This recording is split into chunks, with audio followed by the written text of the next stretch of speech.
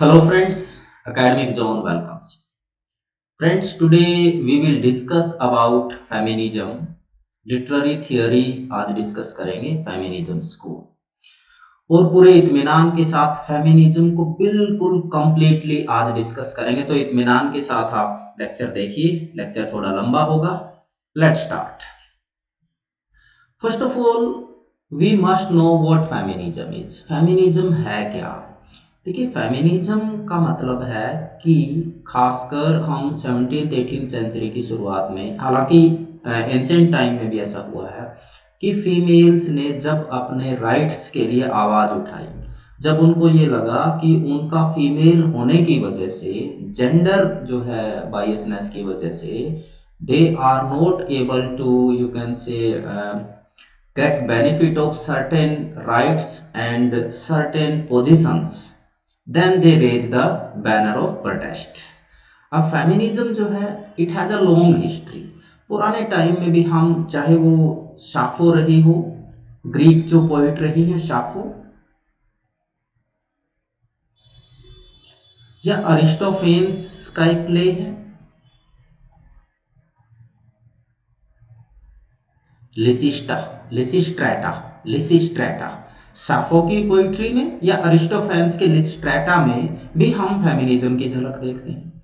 We find a particular kind of feminism in Chaucer also, wife of बाथस्टे।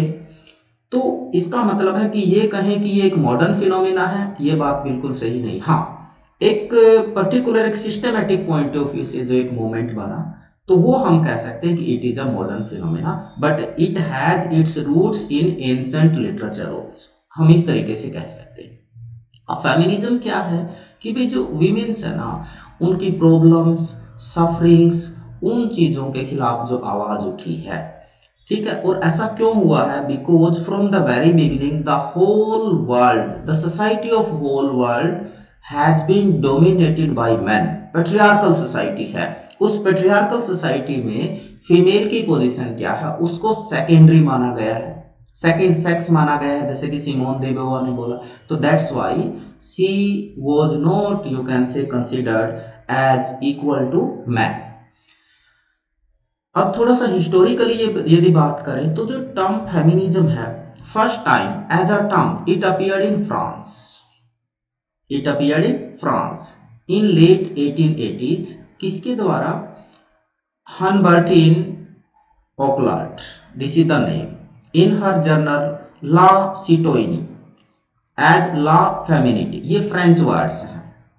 और जहां पर क्या किया उन्होंने, she try to criticise male domination, patriarchal जो डोमिनेशन है उसके खिलाफ आवाज उठाई है, and she advocated for the rights of female, for the rights of women. क्यों? क्योंकि जो 1789 में फ्रेंच रेवोल्यूशन हुआ था उसमें विमेन की भी बात हुई थी, लेकिन जो प्रोमिस हुई थी they were not kept, and that's why she raised the banner of protest. First International Congress where the feminist word was used officially, it was held in Paris in 1892। 1892। तो हिस्टोरिकली कुछ points की हम बात करते चलेंगे।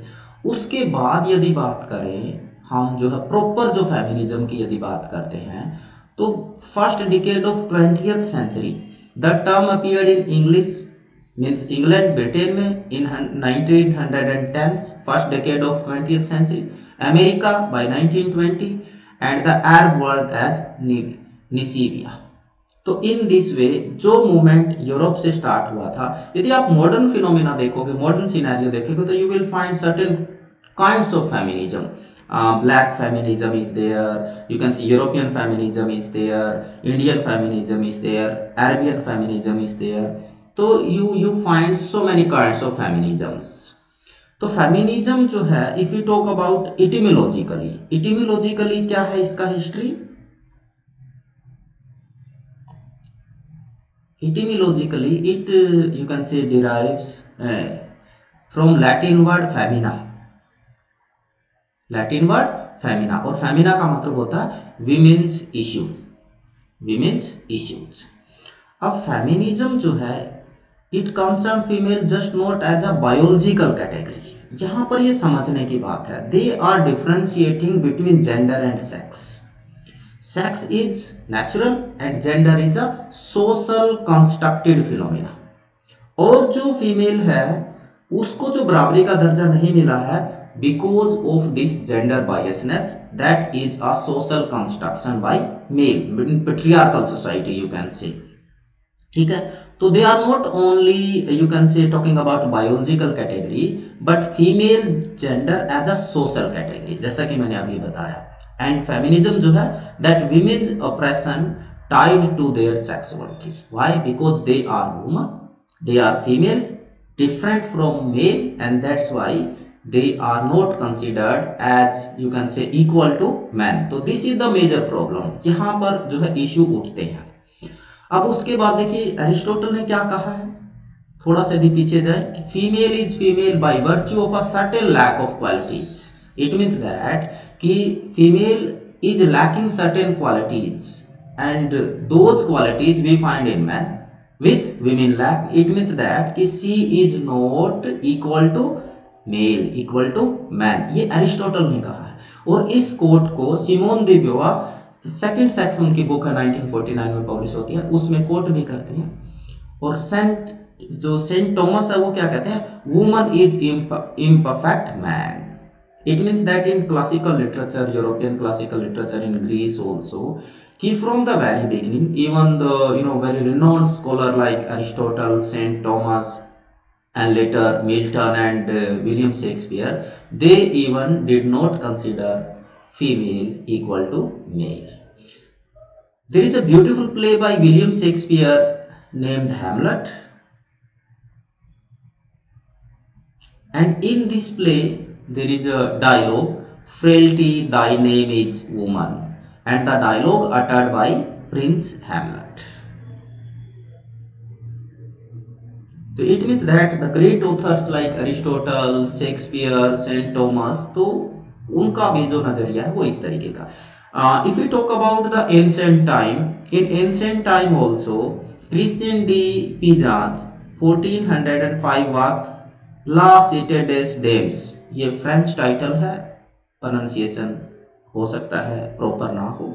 And Olympe de Gouges declaration डेस ड्रोइड्स डी ला फेमी एट D.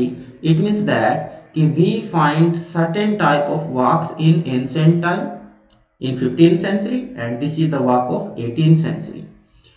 We even have Aphra Behn also, Oronuku, very famous work by Aphra Behn, and the first you can say official feminist work Mary Wollstonecraft.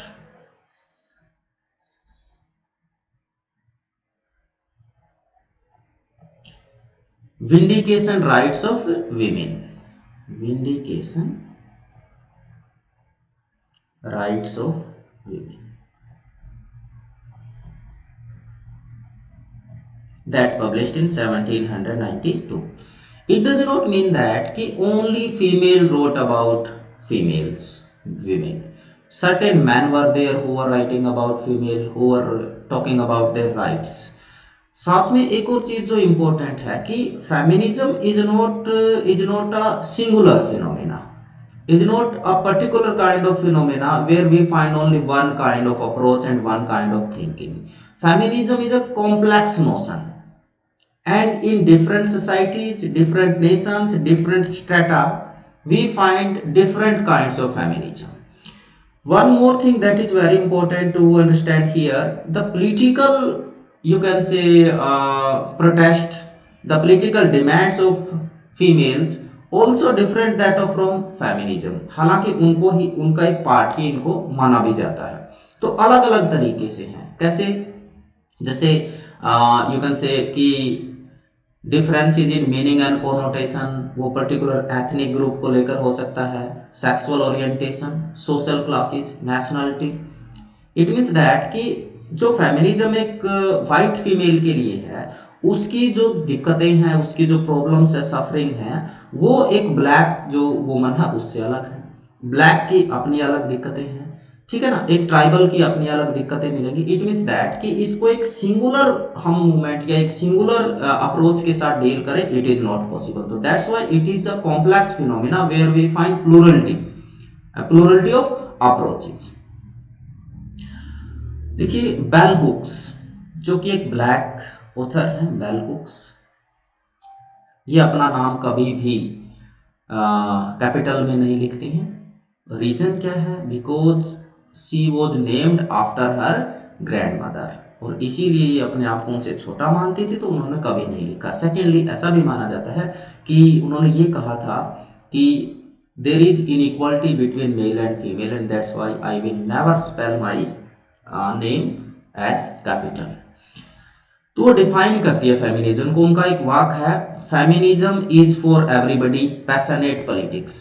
कैसे डिफाइन करती है कि feminism is a movement to end sexism, sexist exploitation and oppression. It means that कि there is exploitation of women on the basis of their sex. They are sexually assaulted. They are, you can say, discriminated on the basis of sex.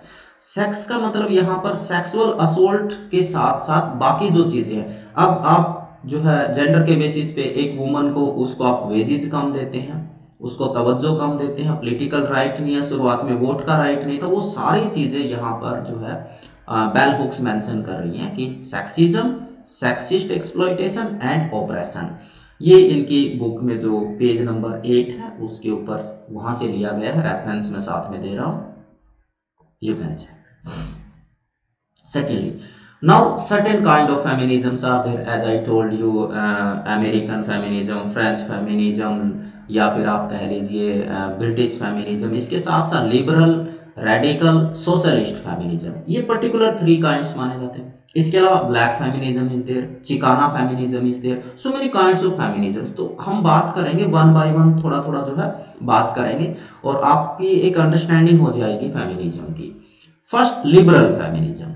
ये जो first wave जो feminism का है उससे related कह सकते हैं। वेव्स की भी बात करेंगे आगे चल के कि 3 वेव्स में जब इसको जो है हम बांट लेते हैं तो उसमें क्या रहेगा। अब इसमें क्या था, इस अप्रोच में क्या था कि first they were trying to attain equality, कि man and women should be equal. ठीक है, पावर ऑफ एन इंडिविजुअल, यहां पर जो तवज्जो दी गई है वो किसको दी गई है? कि इंडिविजुअल को दी गई है, कि इंडिविजुअली वुमन की जो कंडीशन है वो बेहतर हो और उसको मेल के बराबर जो है कंसीडर किया जाए, और जो डिस्क्रिमिनेशन है against woman, it must B ended. तो ये बेसिक इनका नोशन था। अब बेसिकली यदि अमेरिका की बात करें, यूएस की बात करें, तो 1960s में जो शुरुआत हुई है, and this moment led to the famous march on Washington, very famous march it is.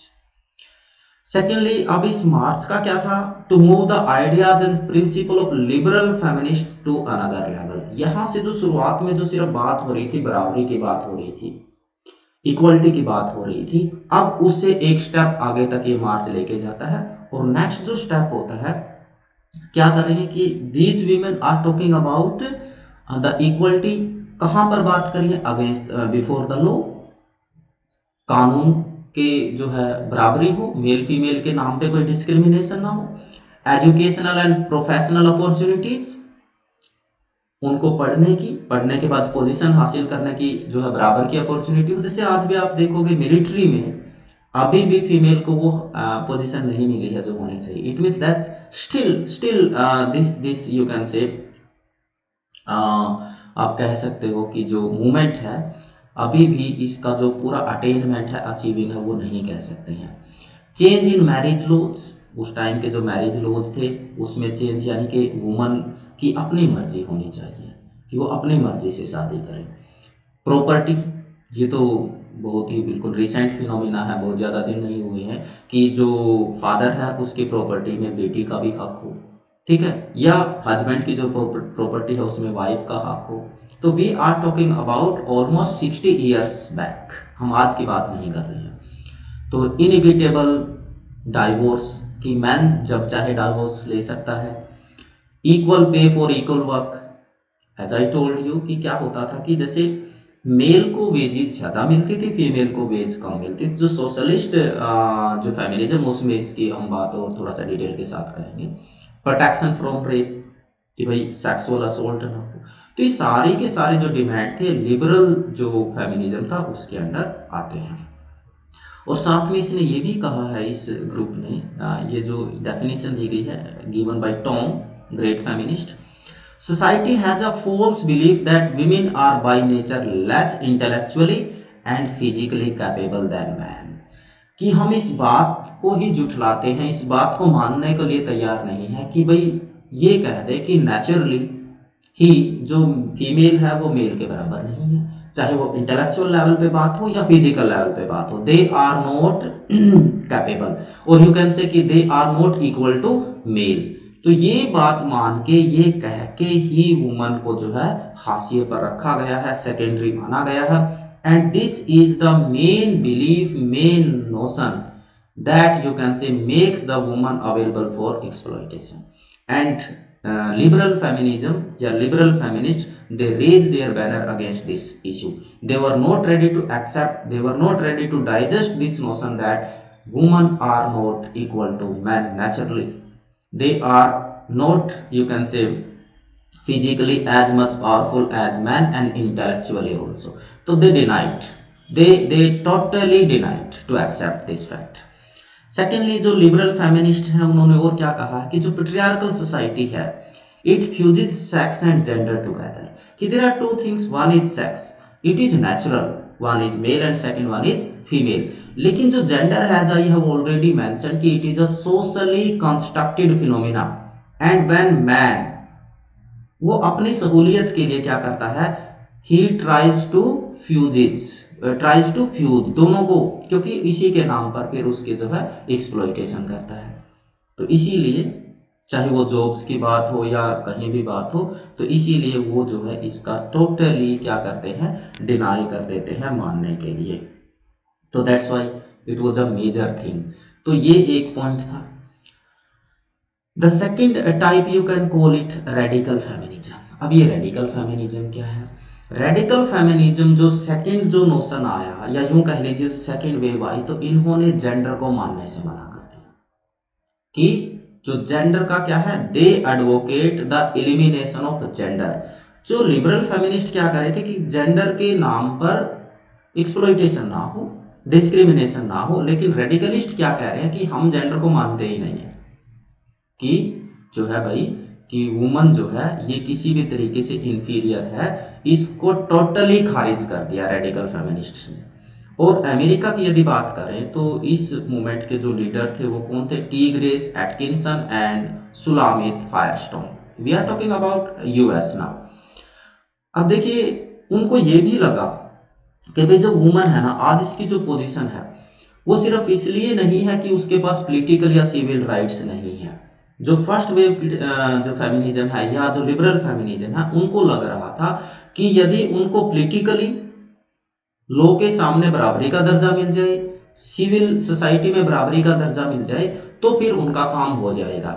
लेकिन रेडिकलिस्ट क्या कह रहे हैं कि भाई ये बात तो सही है, लेकिन इसके साथ साथ जो मोटा जो पॉइंट है, the major issue is the gender, the gender.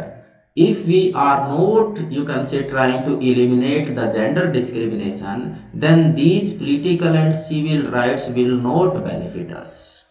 तो उन्होंने एक ये बात इसमें ऐड करी कि भाई जो पहला वेव था उसमें अब हम पॉलिटिकल और सिविल राइट्स के साथ साथ जो जेंडर डिस्क्रिमिनेशन है उसकी भी बात कर रहे हैं। तो इट रेजिज बैनर अगेंस्ट पेट्रियार्की। तो अब जो विरोध था, जो प्रोटेस्ट था, वो मुखर रूप से बाहर आया है। तो इट मीन्स दैट कि radical feminism is one step ahead, you can से। अब इन्होंने क्या किया है कि जो फेमिनिस्ट है ना, जो feminist of this group claims that operation is biological, कि मेल जो सोसाइटी है, मेल पेट्रियार्कल जो सोसाइटी है, the operation, the exploitation, the assault is totally biological. इसमें जो पूरा का पूरा जो खेल है, इट इज बायोलॉजिकल। ये पॉलिटिकल या सिविल ना होकर it is completely biological. It means that कि women are exploited just because of their sex, just because of their gender, just because that they are women, they are not men. तो this was the point. जो physical subordination था, उनको लगा कि जो ये बात कही जा रही है शुरू से ही कि जो विमेन है, she is only for the four walls, she is only for rearing and bearing children, she is only for cooking food, she is only to decorate the house, यही काम उसके हैं, उसको क्या कर दिया, लिमिट कर दिया गया है। कहते कि this is the issue, this is the issue, उसको बाहर की दुनिया से ही जो है वंचित रखा गया है। She can not, you can say walk wherever she wants, she cannot go wherever she wants, she cannot talk to the person whom she wants. So these are the major things, major you can say barriers and obstacles in the development of female. उसकी अपनी आज़ादी में, freedom में ये वाली बाधाएं हैं, ये बात जो है रेडिकलिस्ट्स ने उठाई है। और जो है women's liberation requires a biological revolution, साथ में ये भी कहा कि जैसे जैसे और क्या क्या इशू इनके थे कि भाई अबॉर्शन का अधिकार हो, इनका मर्जी नहीं है तो they can avoid pregnancy, they can abort also. तो it means that biological level पर भी इनको जो है वो स्वतंत्रता चाहिए। If they are not ready to bear the children तो दे मस्ट हैव राइट। तो इन सब चीजों की डिमांड इन्होंने साथ में रखी कि ये पॉलिटिकल और सिविल रेवोल्यूशन होने के साथ साथ बायोलॉजिकल रेवोल्यूशन का होना भी बहुत जरूरी है। Only then the female would be able to get the equality. और एक अगला जो वेव जाके चलता है उसमें कहते हैं कि हमें इक्वलिटी नहीं चाहिए, we are female, we have our own identity, और हम अपनी आइडेंटिटी के साथ ही जो है तरक्की करेंगे।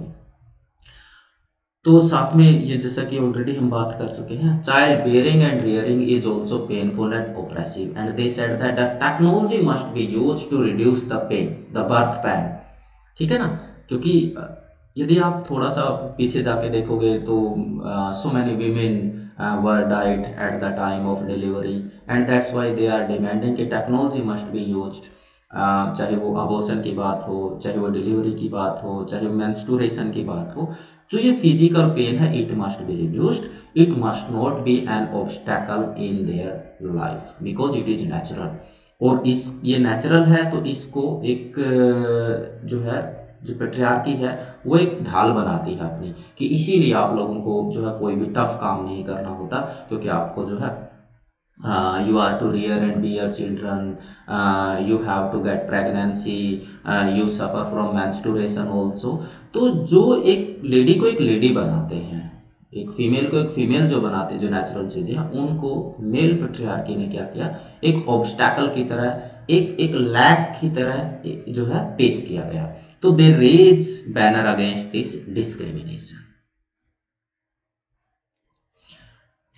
Next one is socialist feminism. Socialist feminism means now here we find the angle of Marxism. अभी तक हमने क्या बात की थी, पॉलिटिकल राइट्स की बात की हमने, हमने जो है बायोलॉजिकल लेवल पे बात की, लेकिन जो मार्क्सिस्ट फेमिनिज्म, मटेरियलिस्ट फेमिनिज्म भी इनको बोला जाता है, they criticise capitalism. They say that कि capitalism in this capital society where male dominates, female will be assaulted, will be exploited and will be discriminated।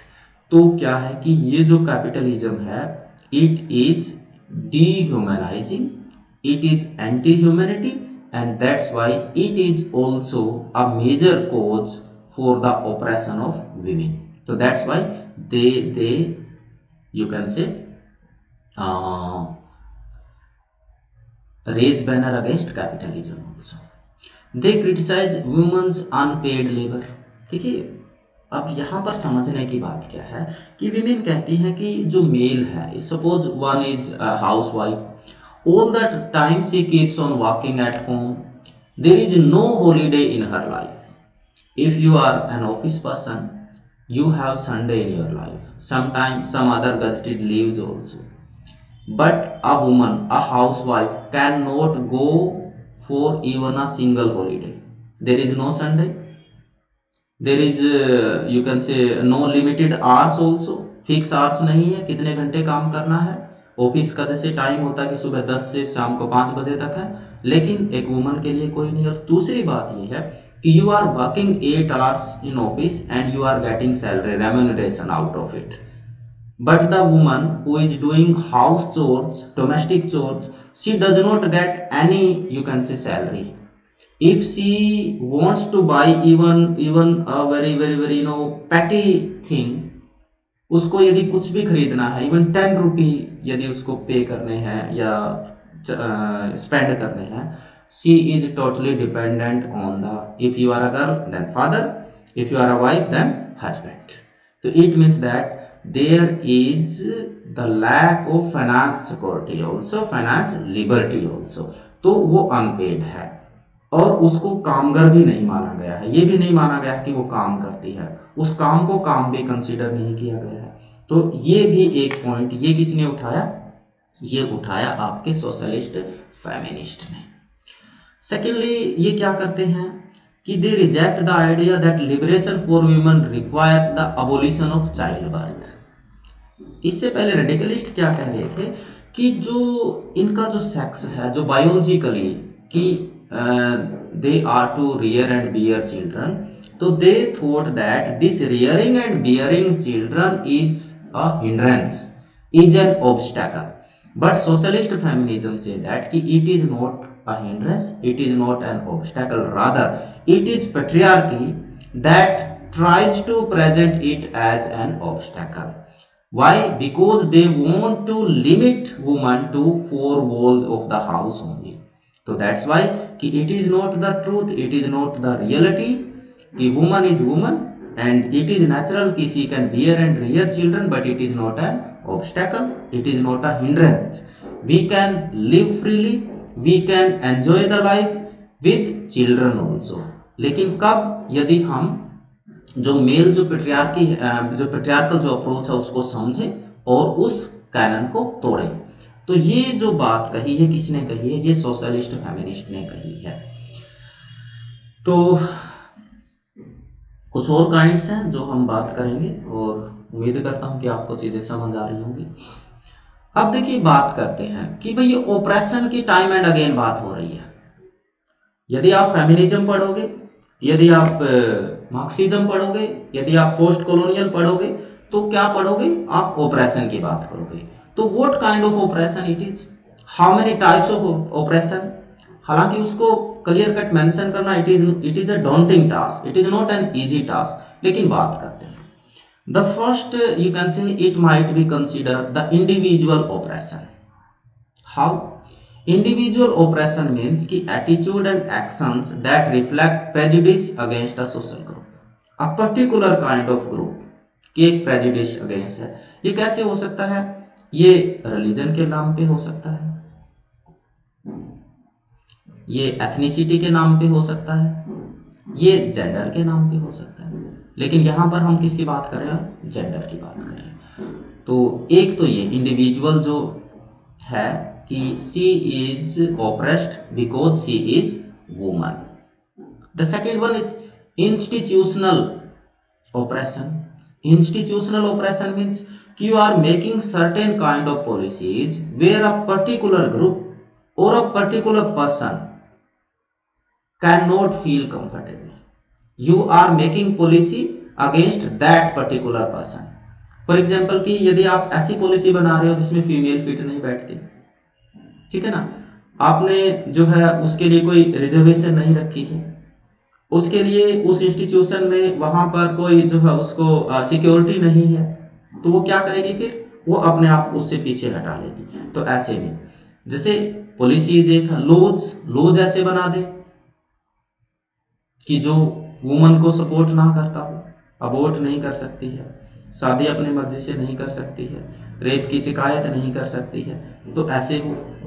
Social rules की बात करें, जैसे अभी यदि हम अपनी सोसाइटी की बात करें तो वेल सिस्टम है, डोरी सिस्टम है, या इवन कॉस्ट्यूम को लेकर कपड़े क्या पहनने हैं ये भी सोसाइटी जो है तय करता है for female. Certain norms customs, रीति रिवाज की यदि बात करें, if a woman is talking about her own marriage, a young woman, तो in our society she is not considered as an ideal girl. So if she is, you can say, choosing her own husband on her own behalf, again she is not considered as an ideal girl. So certain kind of norms, certain rules, regulation, rituals, customs, if these customs are going against female, going against the particular gender, so it means that it is known as institutional oppression. जिसे खासकर क्या किया जाता है institution में, woman को क्या किया जाता है, सेक्सुअल असोल्ट किया जाता है. एजुकेशनल इंस्टीट्यूशन में ऐसा होता है. तो इट मींस दैट जो सोशल इंस्टीट्यूशन है, disadvantage of some social groups, advantage of other social groups. These institutions include religion, government, education, जैसा कि हमने बात की है ऑलरेडी. तो यहाँ पर ये सब क्यों होता है, वुमन को टारगेट किया जाता है, सेक्सुअली असोल्ट किया जाता है और उसके ऊपर प्रेशर बनाया जाता है और फिर जो है sometime she has to give up. तो such kind of the operation is known as institutional operation. Societal and cultural operation, इसमें क्या आते हैं, सोशल नॉर्म्स आपके हैं, रिचुअल्स हैं, लैंग्वेज है. जैसे लैंग्वेज को यदि थोड़ा सा आप स्टडी करोगे, जितनी भी गालियां हैं वो सारी की सारी किसके लिए हैं, फॉर फीमेल.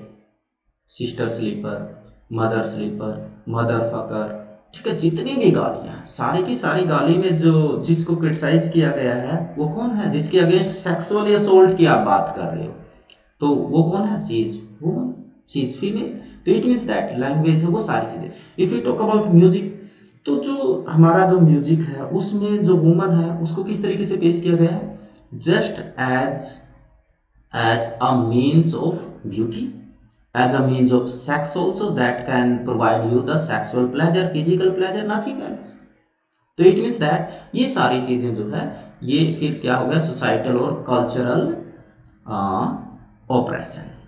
तो ये कुछ operation, individual, institutional and cultural operations. तो these particular you can say norms, they you can say go against woman.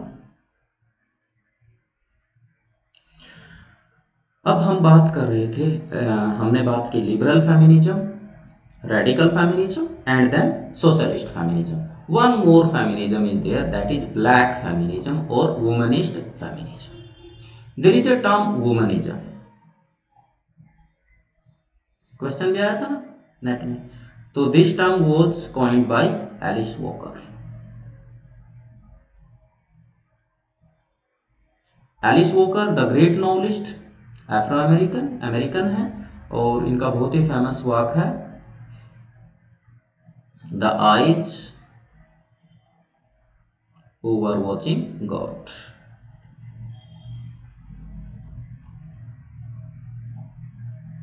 Very beautiful novel it is bye novel by Alice Walker. तो she coined a term वुमनिज्म.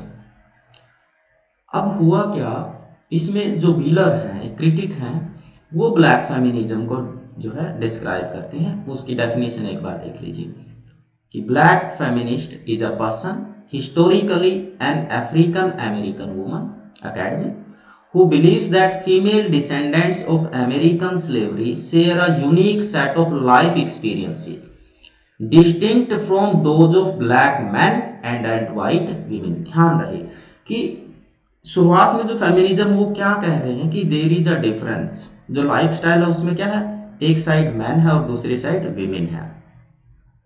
लेकिन इसमें एक नई चीज आई कि ये तो है ही सेंटर पार्ट, इसके साथ में वुमन भी नहीं समझ सकती उनका दर्द. वो कौन वुमन है, वाइट, कि जो वाइट वुमन है इनसे भी अलग एक जो कैटेगरी है that is the black woman. If we talk about Indian society, you can replace this black woman by Dalit woman. At one level, woman is oppressed or assaulted by male. At another level, एक तो वो woman है, gender base हो गया, और दूसरा उसके अलावा एक रेशियल डिस्क्रिमिनेशन हो सकता है, एक कास्ट डिस्क्रिमिनेशन हो सकता है, सोशल डिस्क्रिमिनेशन भी हो सकता है. रिच एंड पुअर है, यदि एक कोई जो है बहुत गरीब यदि लेडी है उसको टारगेट करना एक रिच लेडी के अलावा बहुत आसान है। तो इट मीन्स दैट उसके आगे चलकर भी certain other kind of operations are there, जिसकी हम अभी बात कर रहे हैं। तो जो ब्लैक मैन है और व्हाइट वुमन है, उनसे बिल्कुल अलग तरह के इनके एक्सपीरियंसेस हैं। The lives of African American women are oppressed by combinations of racism, sexism, classism and heterosexism. इसमें से जो व्हाइट वुमन है उसको इसका सामना नहीं करना है, उसको इसका सामना भी नहीं करना। If she belongs to the upper strata then she does not face classism, she does not face racism, ठीक है।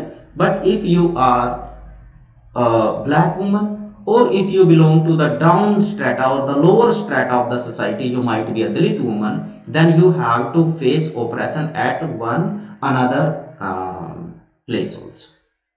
तो it means that कि आप oppressed जो है, oppressed में भी oppressed है, you can see एक और कैटेगरी आपके साथ ऐड हो जाती है oppression की। तो it is known as black और womanist feminism, एक अलग तरह का फेमिनिज्म ये है। यदि हम ब्लैक फेमिनिज्म की बात करें तो आपको यहां से बेल हुक्स का नाम मिलेगा, टोनी मॉरिसन बात करती हैं, और एलिस वॉकर जिसकी अभी बात हुई है। तो इस तरीके के काफी नाम आपको यहां पर मिलेंगे जो ब्लैक वुमन की बात कर रही हैं। तो एक और तरह का ऑपरेशन है, ऑपरेशन ऑपरेस्ड में भी एक और कैटेगरी ऑपरेस्ड की है, ये आप कह सकते हैं। अब देखिए क्या कि जो वुमनिस्ट है is often used to describe the experiences of a woman of colour, and colour here means a black. Black को जो कलर्ड भी कहा गया, निग्रोज को कलर्ड पीपल भी कहा गया है, including the intersections of race and gender, कि इस लेवल पे तो सबका एक्सप्लॉइटेशन है ही, वेदर दे आर व्हाइट और black, but one more category adds in it, that is race, racial discrimination, ethnic discrimination, casteism is there, religious discrimination हो सकता है, माइनॉरिटी के लेवल पे भी बात हो सकती है। If you belong to the minority then you might be oppressed at this level also. So certain other kinds of oppressions are also there. It might be racial discrimination, caste discrimination, language discrimination हो सकता है, linguistic discrimination भी हो सकता है, और जो है माइनॉरिटी के लेवल पर भी हो सकता है। जो ब्लैक वुमनिस्ट फेमिनिज्म है और ब्लैक फेमिनिस्ट भी इसको जो है थॉट बोलते हैं, it came out of the feminism movement of 1970s. It means that we are talking about the second wave. It is a direct interface with the civil rights movement, specially क्योंकि America की बात हो रही है यही, और साथ में जो एक स्लेवरी और एक वर्ड है। If you talk about slavery, the racial discrimination, वहां पर जो मेल को भी ओप्रेस किया गया है, निग्रोज को, और फीमेल को भी ओप्रेस किया गया है। मेल का जो ओप्रेशन है वो कैसा है, इकोनॉमिक है, फाइनेंशियल है, फिजिकल है, मेंटल है, और फीमेल आते ही फिर एक और वर्ड जुड़ जाता है, that is sexual assault, sexual you can say operation also. तो it recognises that women of African descent in US faced a unique set of issues that were not being addressed by predominantly white feminist movement.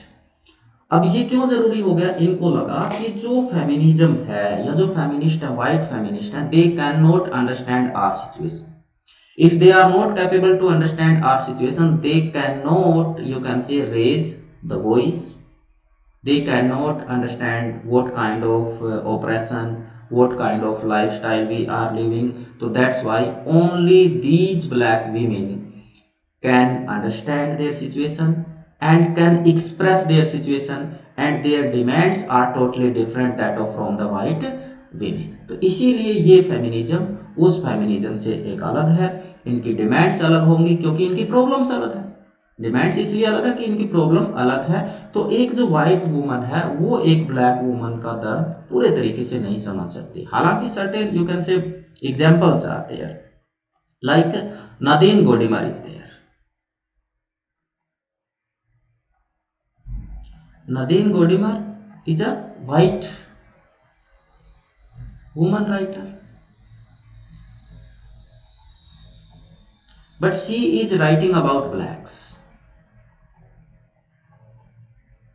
Like there is a novel July's People,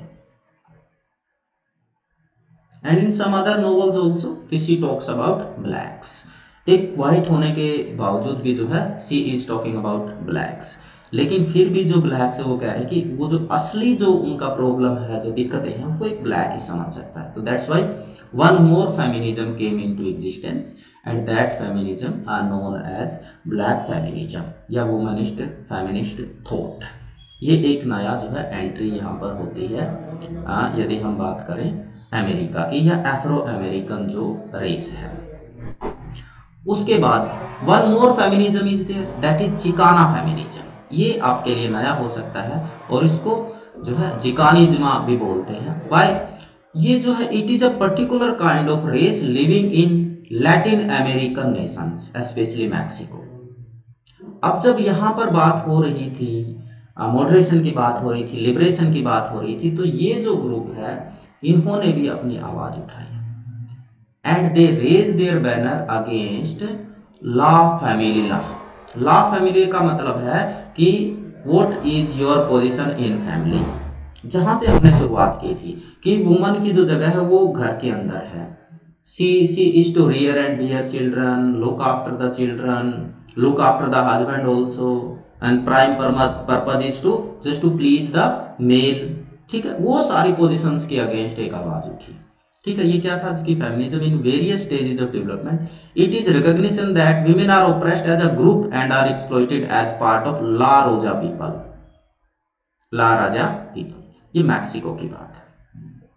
तो एक particular ethnic group होने के कारण उनका जो है exploitation हो रहा है. तो दे रेज देयर बैनर. तो one more kind of feminism, ऐसे बहुत सारे. अरबियन फेमिनिज्म कहा जा सकता है, इस्लामिक फेमिनिज्म का एक पार्ट कहा जा सकता है, Australian feminism, the French feminism, English feminism, ये सारी बातें की जा सकती हैं. It is a direction to be responsible to identify and act upon the issues and needs of Chicana women. Chicana feminist are involved in understanding the nature of women's oppression. ये किसका है? नियतो गोमेज, 1971 में ये इनका statement है. अब जो चिकाना feminism है ये क्या है? वो caste as a threat.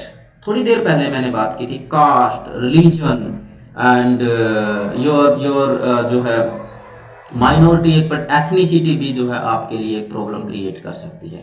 Notion of la Familia.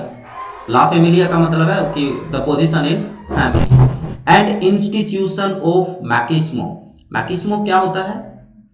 इसका मतलब है मैस्कुलिन प्राइड, पेट्रियार्कल प्राइड, कि in the patriarchal society you are totally limited to the family, to the four walls, and it is the major source of operation and that's why they raise their voice against it.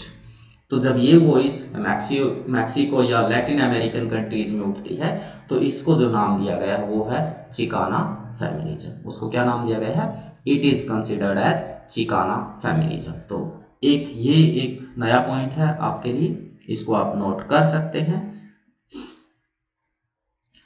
चिकाना feminism was a divisive force. Men, some women constructed the feminist perspective as a threat that came from outside. Threat came from outside, जो है आप कह सकते हो कि insertion की बात हो रही है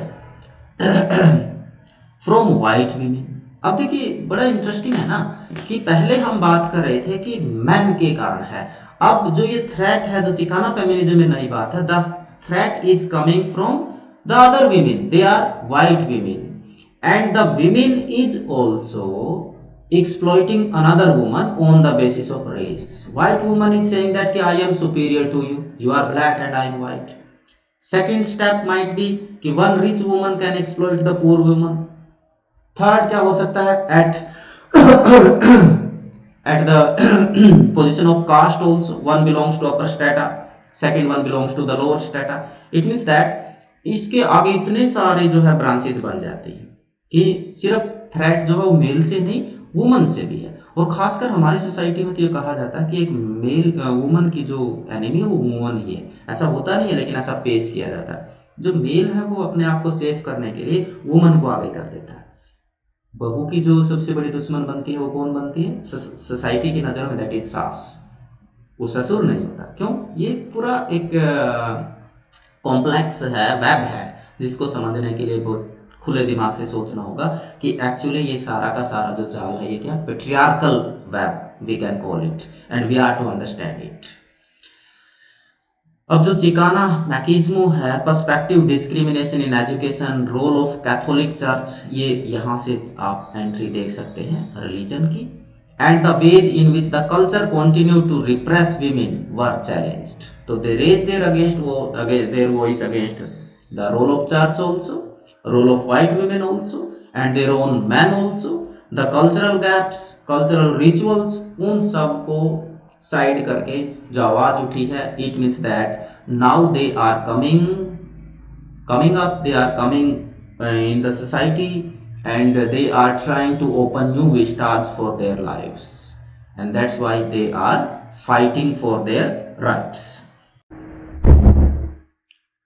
It was Chicana feminism. So we have discussed about Chicana feminism also, and it was there in Latin American countries, especially Mexico. Ecofeminism. Another aspect of feminism is ecofeminism. Ecofeminism, we are to understand this term. There are two subparts. One is eco and second one is feminism. Eco, that is related to environment.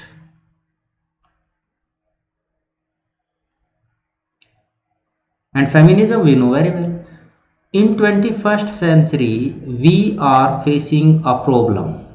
Especially if we talk about environment, global warming, there temperature is increasing, global temperature.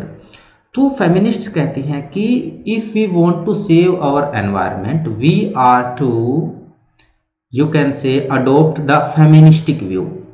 Means how the female thinks. Female is, you can say, considered as very delicate, emotional. On the other hand, male is considered as violent, vigor, powerful. So that's why, so this is the combination of eco and feminism when we are applying this theory. ठीक है, तो ये eco feminism क्या है?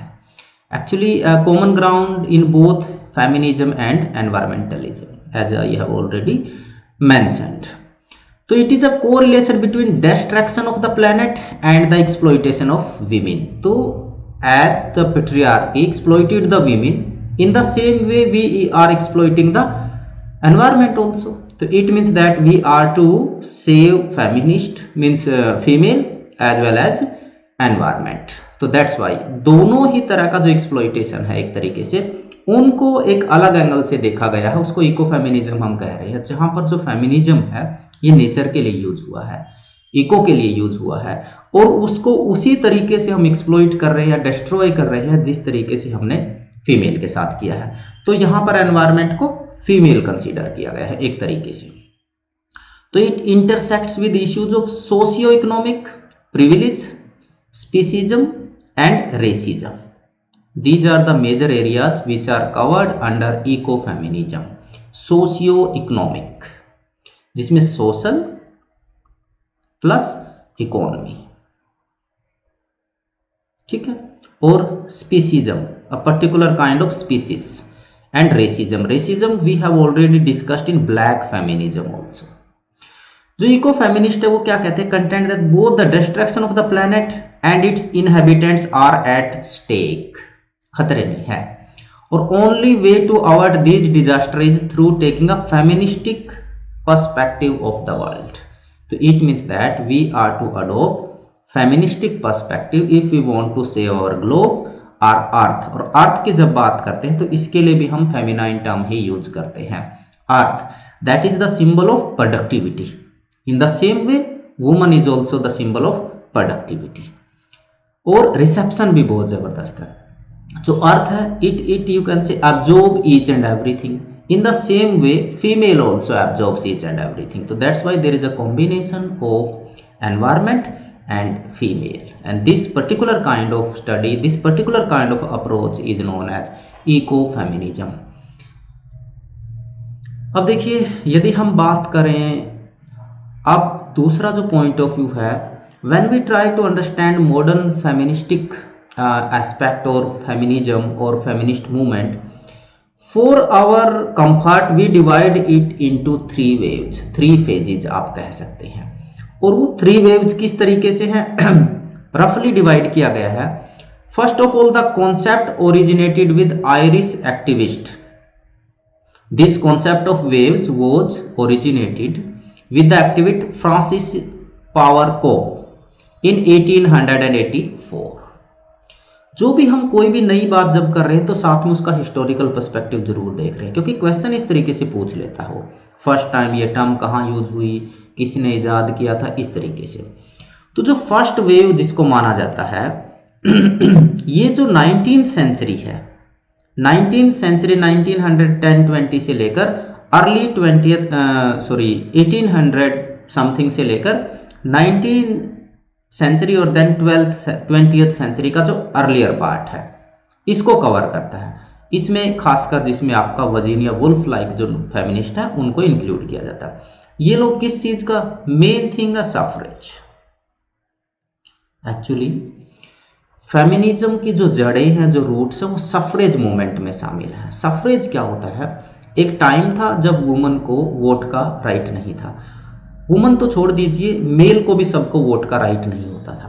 पहले elite group को ही vote का अधिकार था, फिर धीरे धीरे चीजें चलते चलते छनते हुए नीचे आई हैं और उस सीरीज में फिर suffrage, right to vote for women, यहां से मूवमेंट की शुरुआत होती है। First time it was a political movement and the banner was raised for the right to vote, that is known as suffrage movement.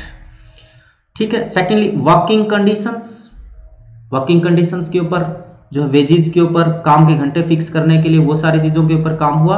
And educational rights for women, क्योंकि आपको ध्यान होगा जो वर्जीनिया वुल्फ का रूम ऑफ वन जोन है उसमें वो Shakespeare की एक फिक्शनल ब्रदर या सॉरी सिस्टर की बात करते हैं, जूडिथ शेक्सपियर, और वो कहते हैं कि यदि उनको मौका मिलता तो शायद she might be proved even more talented than that of William Shakespeare. तो she could not get any chance to go to school and that's why she remained in elopement. So it means that she is asking for education, she is asking for financial security and she is asking for the physical space at home.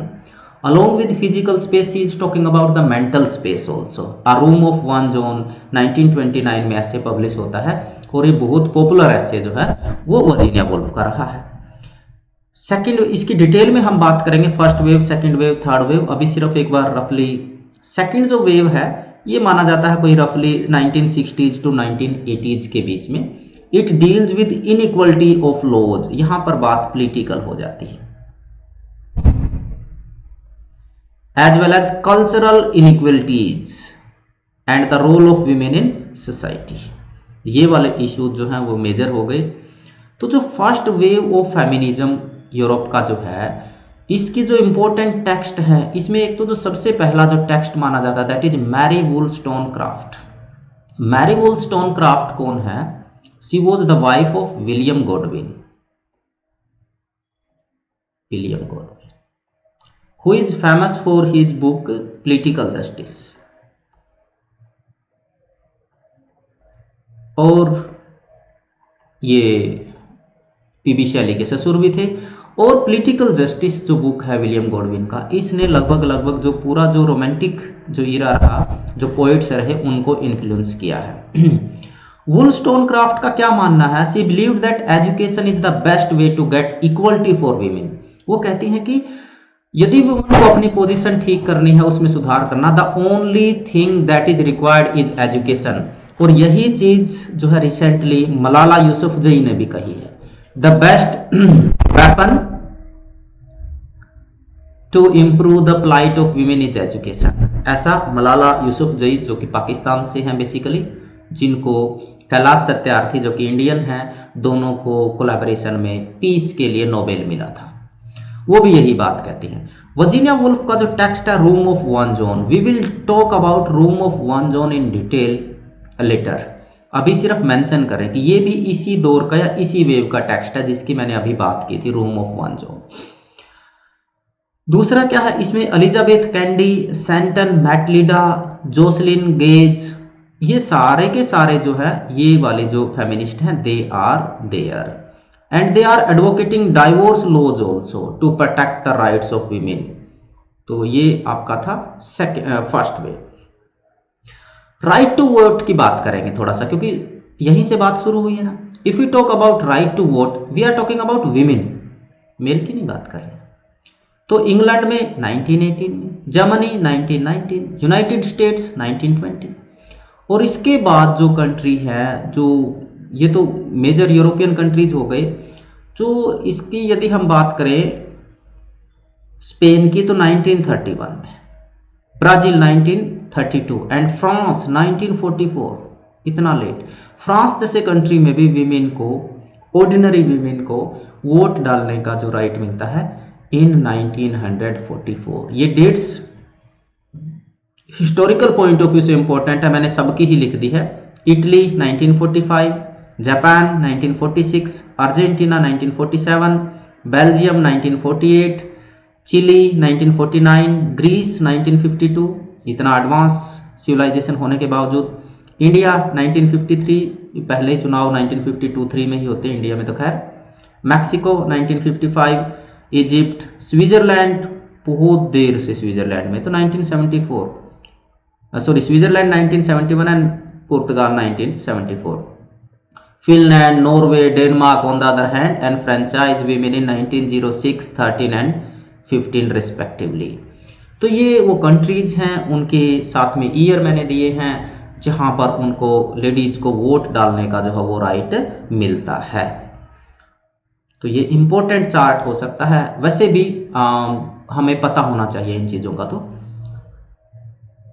तो first wave was totally, you can say, attached with suffrage movement. That's why I have mentioned the history of suffrage also. And now we are starting with second wave. If we talk about second wave, then 1960s to 1970s, sorry 90s और 1990s के आगे का माना जाता है third wave. तो second wave और first wave में डिफरेंस क्या है? फर्स्ट वेव में क्या है? It Drew in women of colour and developing Nations. In first wave, we were talking only about the European countries, the developed countries, and they were talking about the ladies of elite group. They were talking about the political rights. They were talking about their position in the society. So in second wave, it is extended to the developing countries also, as well as the colored people, means blacks also. ये एक नई चीज इनमें आती है, and they are seeking about sisterhood, solidarity, ठीक है, and claiming women struggle as class struggle. ध्यान रहे जो फर्स्ट जो आपका वेव है it talks about individuality, and second wave is talking about class struggle, means all the women together. तो ये बात किसने कही है? रैम्पटन ने कही है। इस टाइम के major events, Title 7th of the Civil Rights Act 1964, the formation of National Organization for Women, passage of Title 9th in the Education Amendments of 1972, and publication of the Feminine Mystique by Betty Friedan, American है। तो ये major events है। Second wave जो है, जो first wave है वो European था, और सेकेंड वेव शिफ्ट होके जो फोकस है वो आ जाता है अमेरिकन पे, और इसमें जो है फ्रांस एक अहम भूमिका निभाता है। We will talk about American, French and English feminism later, detail से बात करेंगे। तो ये कुछ नाम है जो आपको याद रखने हैं, इसी तरीके से क्वेश्चन बनते हैं। This is very important text, you can note it down, the feminine mystique of Betty Friedan, very important text it is, note it down. और इस टाइम के जो मेजर वर्क्स हैं, Simone de Beauvoir 1949, the second sex, it is a milestone work that change the way of thinking. ये एक बहुत ही शानदार टेक्स्ट है। Betty Friedan, the feminine mystique 1963, Kate Millett, sexual politics, and one is their sexual textual politics, French है ये भी। ये है ट्रोय मोई का, ट्रोय मोई। These four texts very important.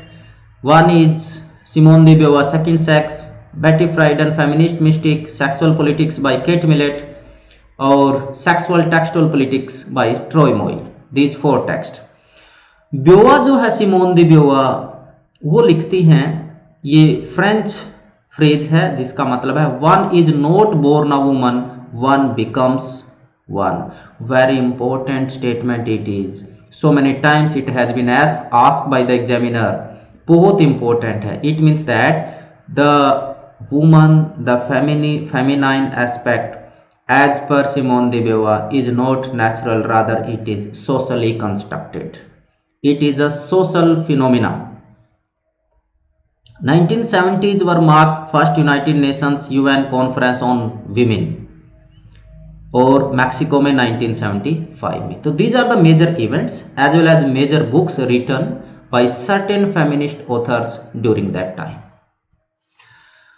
और दूसरा जो सेकंड वेव का जो सबसे इंपॉर्टेंट है, they were talking about biological issues also. और क्या बात कर रही थी वो, कि rearing and bearing of children,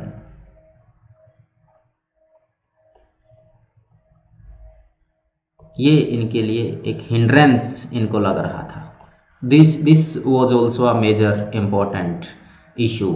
तो अबॉर्शन एक सेंट्रल इशू रहा है सेकेंड वेव वालों का. The third wave from 1990 to present day. Sometime some critics talk about fourth wave also. अब ये जो है, इसमें जो post colonial and post modern जो एस्पेक्ट है we find in feminism there. Post modernism में क्या है कि there we are celebrating the fragmentation. We are talking about the experimentation. And post-colonial means when we are talking about the third world countries, we are talking about the exploited persons, exploited nations, exploited people. We are talking about the subaltern. We are talking about the exploited. तो ये दोनों approach हमें मिलती हैं जो third wave politics है. अब इसमें क्या क्या बात होती है, इसमें जो है आपका जो रेशियल डिस्क्रिमिनेशन है उसको उठाया जाता है, सेक्सुअल डिस्क्रिमिनेशन है, माइनॉरिटी के लेवल पे डिस्क्रिमिनेशन है, लिंगुअल डिस्क्रिमिनेशन है. Such kind of the discriminations were expressed by the feminist and they were saying that कि at one level we are exploited because we are women, and on the other hand sometime on racial issues, sometime caste, sometime religion, sometime ethnicity, sometime color, this and that. ये सारे issues जो है वो उठे हैं. दूसरा है कि ये जो है, इसने जो जेंडर की जो बाउंड्रीज हैं वो जो अर्ली वेव्स ने सेट की थी वो हटा दी है. और हम बात कर रहे हैं, we are talking about the post structuralism also where all the binaries were eradicated. The same time such binaries were eradicated in feminism also. Controversy, disagreement around identity politics between feminists in the wave have escalated. क्योंकि मैंने बोला था पहले क्या था कि they were trying to you can say project themselves equally to men. लेकिन यहाँ पर इन्होंने कहा कि हम अपना जो आइडेंटिटी है we will save that also. We love our identity. उसके साथ में ही हम लड़ेंगे. This was the major you can say shift. ये एक मेजर शिफ्ट था. इसको आप समझने की कोशिश करें. Now we will discuss some important feministic texts written by certain female authors. उनकी बात करेंगे. जो देखिए, वैसे तो हमने बात की थी शाफो की भी, जो फीमेल पोइट थी Greece. We also talked about Aristophanes. इनका एक प्ले है Lysistrata. And then the tale of Joan Arc Christine de Pisan. ये बहुत इंपॉर्टेंट है. The book of the city of ladies, it is also Christine de Pisan. The wife of Bath's tale in Canterbury Tales by चोसर.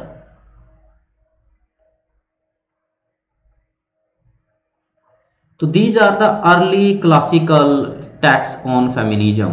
जैसे इसको हम एक formally या officially feministic text ना मानकर, लेकिन wife of Bath is a very bold character. We never feel that ki she was living in patriarchal dominated society. She does not, you can say, have any pressure. She is bold. She talks about sex also. It means that हमें यहाँ पर एक feministic झलक देखने को मिलती है चौसर के इस कैरेक्टर में. एक और जो इंपॉर्टेंट वर्क है, मैरी एस्टल का नाम बड़ा है, 17th century. A serious proposal to the ladies for advancement of their true and greatest interest.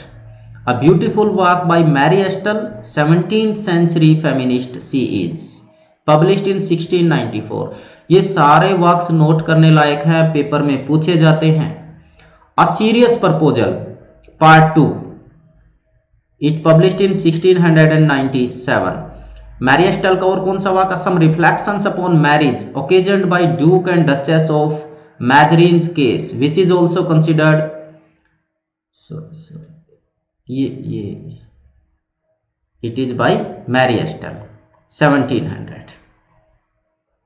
Education of women, I have already mention that कि not only women were writing about female issues, some male were there. And if we talk about the earlier example, so we can quote Daniel Defoe, 18th century prose writer who is famous for his Robinson Crusoe. और जो plague का जिक्र इनकी diary में आता है, बहुत ही फेमस वर्क इनका है. He wrote Roxana also. He wrote Moll Flander. And the text that belongs to feminism is The Education of Women. It published in 1719, the same year when Robinson Crusoe published. Mary a Fiction by Mary Wollstonecraft. Mary Wollstonecraft. She is famous for A Vindication of the Rights of Women, 1792. ये एक famous work है, almost सबको पता है, लेकिन ये work less known है. It might be asked in examination, तो we must know Mary a fiction written by Mary Wollstonecraft, published in 1788. The great lawsuit, Margaret Fuller, American. Woman in the 19th century, Margaret Fuller again 1845. The second sex by Simone de Beauvoir, इसकी तो हम detail से बात करेंगे आगे चल के. The Feminine Mystic by Betty Friedan, Sexual Politics by Kate Millett, Sexual Textual Politics by Troy Moy, The Female Eunuch, ये पेपर में पूछा गया था एक बार, The Female Eunuch by Germaine Greer, American है. And Against Our Will, Men, Women and Rape by Suzanne Brown Miller. The work published in 1975. It means second wave work it is. Aren't I a Woman? Black Women and Feminism by Bell Hooks. Bell Hooks, we are talking about now the racial discrimination. Bell Hooks who defined black feminism also. बड़ा नाम है black feminism में bell hooks का. Intercourse by Andrea Dworkin 1987. The beauty myth by Naomi Wolf 1990. and the recent text Bad Feminist by Roxane Gay 2014. Later we find gay theory, queer theory and you can say lesbian theory also. If we study deeply these theories, we find their roots in feminism. तो हम आगे के lecture में बात करेंगे गे theory और इनकी भी. अभी हम कुछ और टेक्स्ट की और फिर उसके बाद जो American feminism, French feminism and British feminism, उसकी डिटेल में अभी बात करने जा रहे हैं. The subjugation of women by John Stuart Mill, it published in 1869. Again there is a male who is talking about female. The milestone work a room of one own Virginia Woolf, an American though she is, but we are considering her in British, you can say, feminists.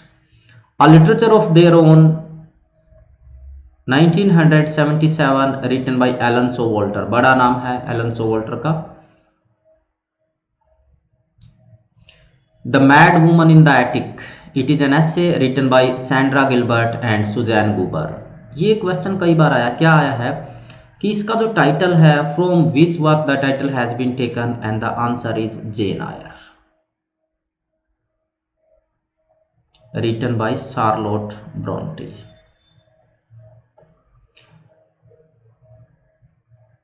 In this novel, there is Bertha Mason, sorry. She is the wife of Rochester. She has lost her mental balance, and that's why she was captivated in the attic of the house, and once the house got fire, और उस fire के responsible कौन है, Bertha मैसन है। ठीक है, तो इसीलिए ये जो टाइटल है ये लिया गया है जेन आयर से। The laugh of Medusa, published in 1975, French feminist critic Helene Cixous. Helene Cixous propounded a term acreture, ये भी एक बार क्वेश्चन आया था, who propounded the term acreture। feminist criticism in wilderness, beautiful work, it is by Alan Sowalter। तो we will talk about certain important quotes also। तो ये quotes हैं कुछ, female is real, its sex, femininity is unreal and its gender। it means that कि ये क्या बात कर रही है कि जो फेमिनिटी और सेक्स की आप बात कर रहे हो, it is gender and gender is socially constructed and woman is exploited on the basis of gender, और इस जेंडर को नाम दे दिया है नेचुरल का। यही जो है साजिश है पेट्रियार्की की। ये जर्मेन ग्रियर जो अमेरिकन है समझाने की कोशिश कर रहे हैं। मेलनेस मीन्स वॉर, ये किसने बोला, Charlotte Perkins Gillman. I am a woman, phenomenal woman, that's me, Maya Angelou, the black author। Feminism is for everybody, again this statement belongs to Bell Hooks, जो कि एक अगेन ब्लैक है। Women have discovered that they cannot rely on men's chivalry to give them justice। Helen Keller, बड़ा नाम है, American. She is very famous for her autobiography, and she was blind, she was deaf and dumb, and first blind teacher of America। Freeing yourself was one thing, claiming ownership of that freed self was another। it is by Toni Morrison, the great novelist, Nobel laureate, again black। she is famous for Sula और जी beloved, bluest eyes.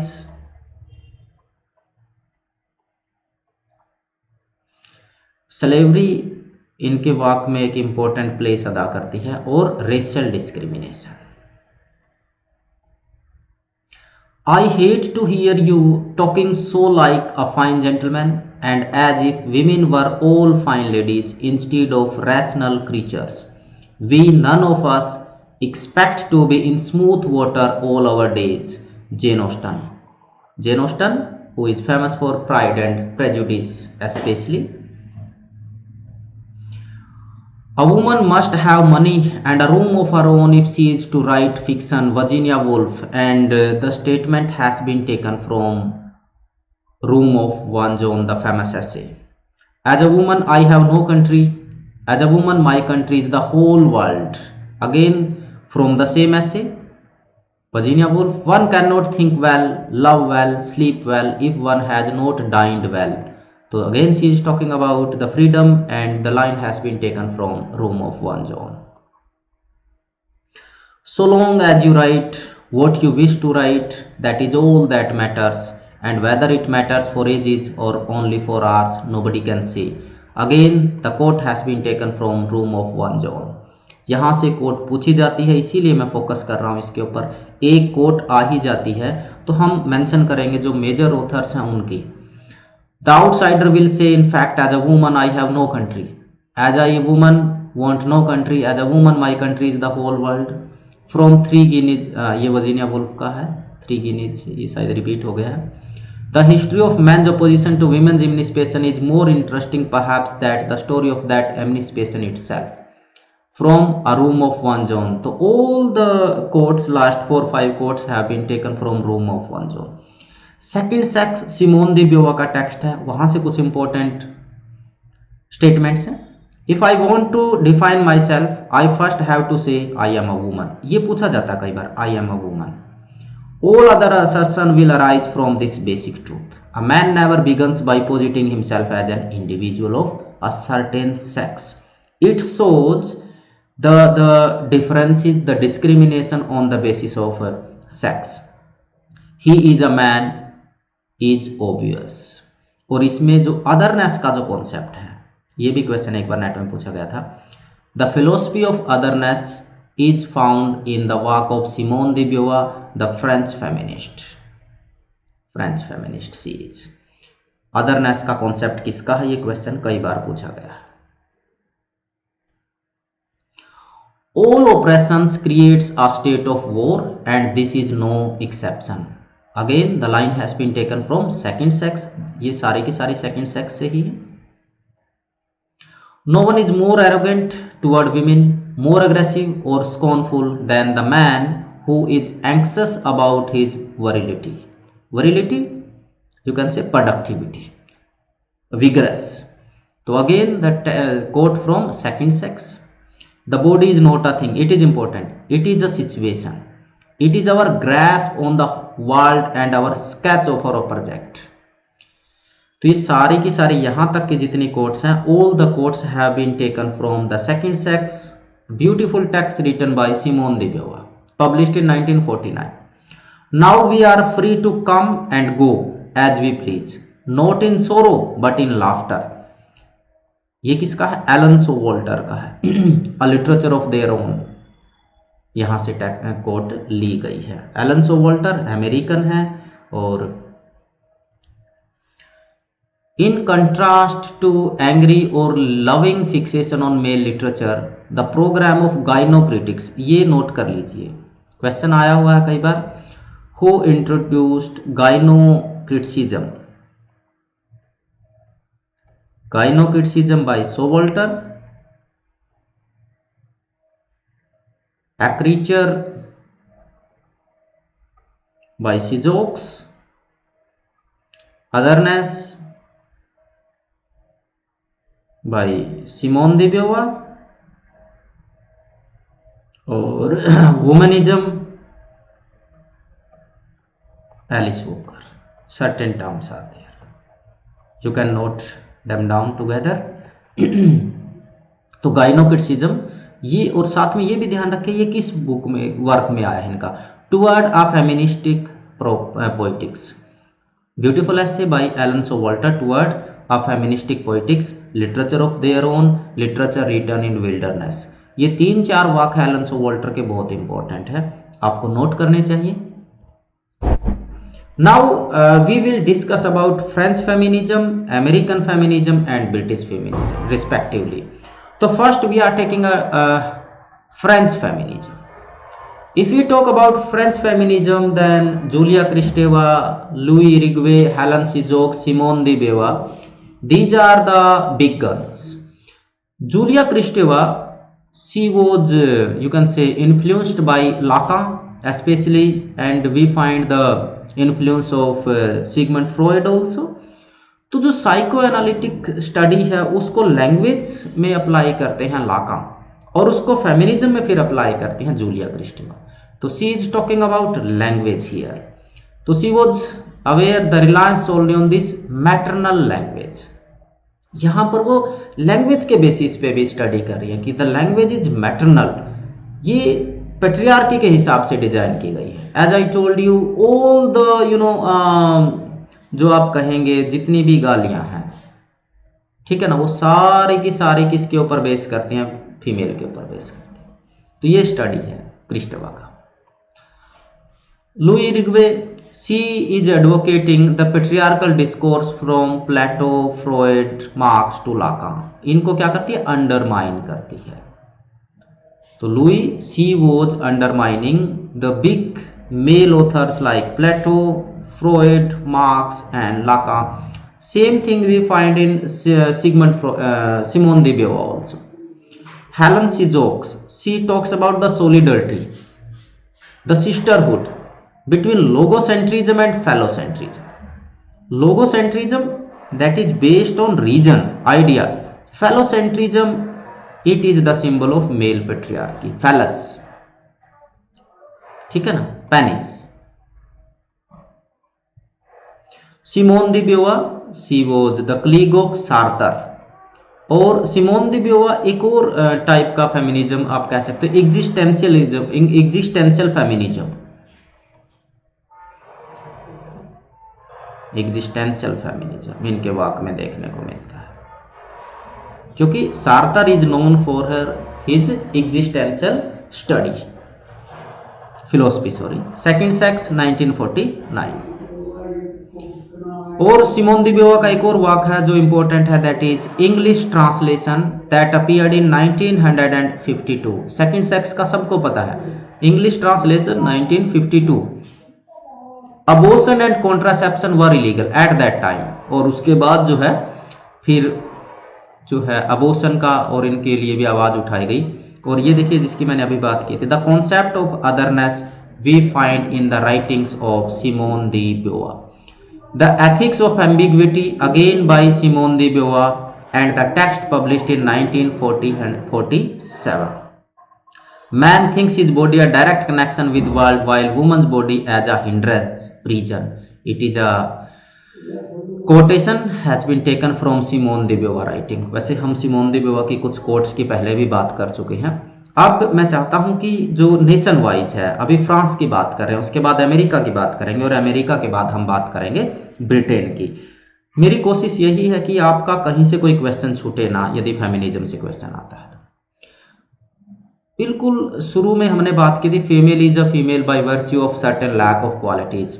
It is a statement given by Aristotle where he talks about lacking, especially when he talks about female, and the quote has been mentioned by Simone de Beauvoir in her work The Second Sex.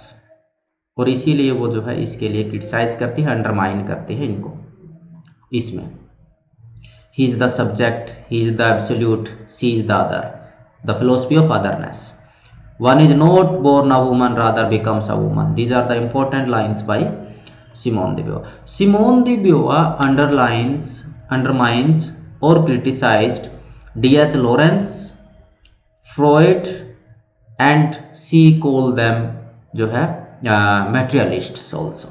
इनकी बड़ी आलोचना करती हैं, Freud की, D.H. Lawrence की, और एक जो है क्या नाम उनका है, she also criticizes Aristotle also, and she also talks about Meredith also. So these novelists were criticized by Simone de Beauvoir in her milestone work The Second Sex. Julia Kristeva, तो इनका जो ट्रायलजी है, well known trilogy is powers of horror published in 1980, tales of love 1983 and black sun 1987, and it is a book all on melancholia. These three books and known as trilogy written by Julia Kristeva. We are talking about French feminism. आप note कर सकते हैं. And we find the influence of Lacan, तो हम बात कर ही चुके हैं, Bakhtin also. It means that Julia Kristeva's writing is the fine blend or amalgam of psycho analysis as well as Marxism. इन दोनों का एक ब्लेंड हमें मिलता है, वो है जूलिया क्रिस्टेवा. और इनकी बुक्स जो है वो है similes 1969, revolution in poetic language, ये सिमोन दी जूलिया क्रिस्टेवा की बुक्स की बात कर रहे हैं. Symbiotic and symbolic trends are inseparable, ये जो है जूलिया क्रिस्टेवा कहती है. और इन्होंने एक ग्रुप ज्वाइन किया, Tel Quel group, very famous group it is.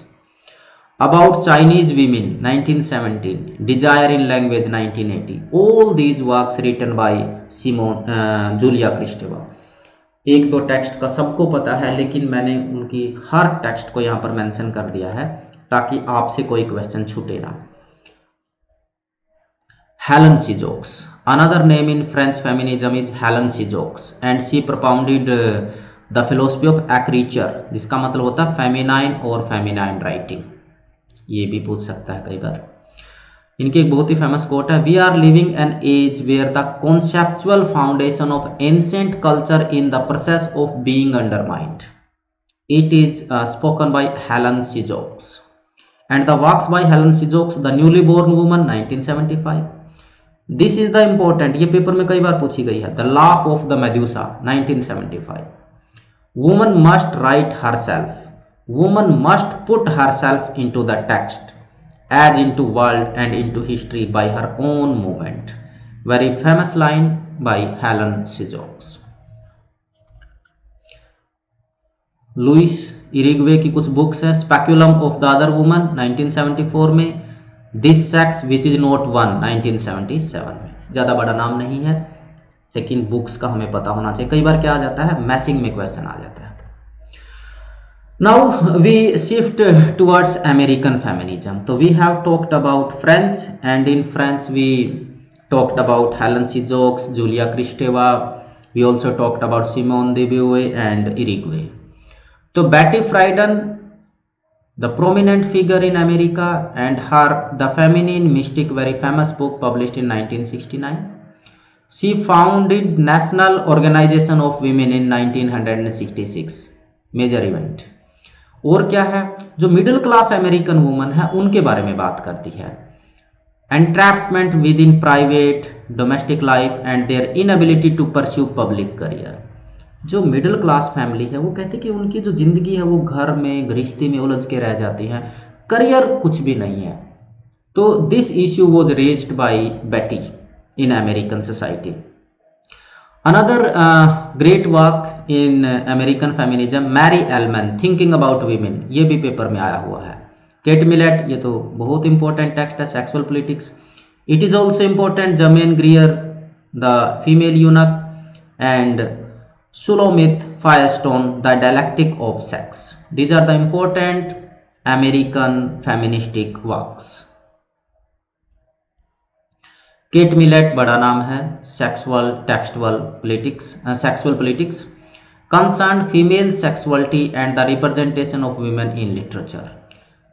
जिस तरीके से सेकंड सेक्स की हम बात करते हैं फ्रांस में, तो केट मिलेट का जो बुक है सेक्सुअल पॉलिटिक्स लगभग वही पोजीशन रखता है अमेरिका में। और क्या कहा, she argued that patriarchal was a political institution.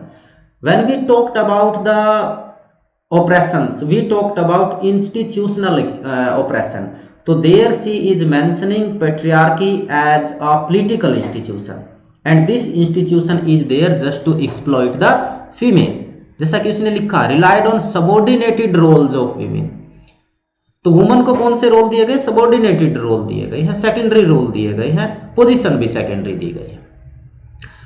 She said sex a biological phenomena while gender was culturally acquired। इसके बारे में तो हम शुरू से ही बात कर रहे हैं कि जेंडर, और देखिए फेमिनिज्म बेस इस चीज के ऊपर करता है कि we are to differentiate between the sex and gender, और हम इसको कई बार जो है सिनोनिमसली यूज करते हैं। तो sex is natural and gender is social construction, this is the major point. Elaine Showalter, यदि हम बात करें अमेरिकन में कि सबसे बड़ा नाम, तो शायद एलन सोवॉल्टर का लेंगे। अ literature of their own 1977, very important work, and she divides the feministic aspect into 3 you can से कैटेगरीज।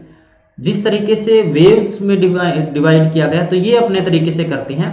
फेमिनाइन फेज, जिसको फर्स्ट वेव कह सकते हैं, ये करीबन इस टाइम रहा। यहां पर क्या किया, the female writers were trying to imitate male models. जो मेल ऑथर्स थे उनको कॉपी करने की कोशिश की गई है। ये फेज रहा 1840 टू 1880 का। जो फेमिनिस्ट फेज रहा 1942, सॉरी ये उलट हो गया भाई, ये 1880 टू 1920 आना चाहिए था, सॉरी। ये रहा अब उनको समझ आया कि भाई जो हमारी जो लैंग्वेज है, जो एक्सप्रेशन है, उसके लिए एक टोटली अलग लैंग्वेज चाहिए। We can not express ourselves freely in the language adopted by male. It means that there the woman authors, they established their own politics, they established their own language, and when they were doing so, so they were challenging, they were deviating the models established by male. So this phase is known as feminist phase. And the last phase, that is female phase. So she was talking about our own identity, own self, raising own issues in their own language. That was the phase known as female phase. And these three phases categorized by Alan Showalter. She expounded the theory of gynocriticism. इसकी बात हम कर चुके हैं। तो lastly we will discuss about British feminism. What is British feminism? देखिए basically जो है हम देखते हैं कि शुरुआत फ्रांस से मानते हैं, ब्रिटेन और उसके बाद अमेरिका। लेकिन जो बड़े नाम आए हैं उसमें ब्रिटेन में कोई इतना बड़ा नाम हम नहीं ले सकते। वैसे हैं बड़े नाम हैं, इसमें कोई दो राय नहीं, लेकिन जब फ्रेंच और अमेरिकन से कंपैरिजन करते हैं तो फ्रेंच कहीं ना कहीं जो है नंबर 1 पोजीशन पे रहते हैं। उसके बाद अमेरिका, और अमेरिका में जो इम्पोर्टेंट चीज़ रही वो ये रही कि ब्लैक फेमिनिज्म का आना, ब्लैक फेमिनिस्ट्स का आना। The first one is Juliet Mitchell. और क्योंकि why I am starting with Juliet Mitchell, because we have already discussed about Aphra Behn and also about Mary Wollstonecraft. तो विमेन द लॉन्गेस्ट रेवोल्यूशन और women's state subtitle भी है एक book का, it published in 1971। She understands patriarchy in terms of Marx production categories. ये थोड़ा spelling, it means that she was a Marxist feminist. Psychoanalysis and Feminism, another work by Mitchell 1974। और उसके बाद Mitchell Barrett, आप देखोगे कि बड़े नाम नहीं है। Women's Oppression Today, published in 1980।